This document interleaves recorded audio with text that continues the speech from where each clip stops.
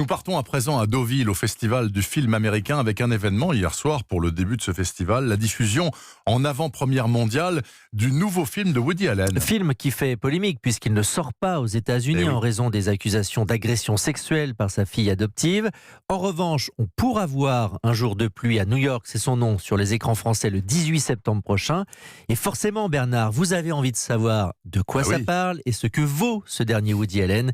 Eh bien, Mathieu Charrier, l'envoyé spécial d'Europe 1 à Deauville, l'a vu hier soir en avant-première. Pour une bonne comédie romantique, il faut de la pluie, aime plaisanter Woody Allen. Alors il n'a pas hésité à en mettre beaucoup dans son nouveau film. Ashley est étudiante dans une petite université, elle rêve de devenir journaliste et lorsqu'elle décroche une interview de son réalisateur préféré pour le journal étudiant, elle propose à son petit ami Gatsby de partir ensemble à sa rencontre à New York. Depuis le temps qu'on parle de se faire un week-end là-bas en amoureux, ça va être absolument fabuleux. Faudrait pas qu'il pleuve.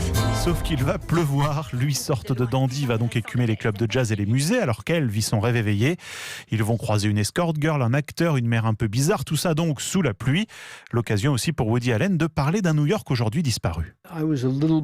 J'étais un petit garçon dans les années 40, mais je me rappelle que New York était merveilleuse. Aujourd'hui, c'est toujours une ville formidable, mais ce n'est plus ce que c'était. Il y avait plus de restaurants, plus de boutiques.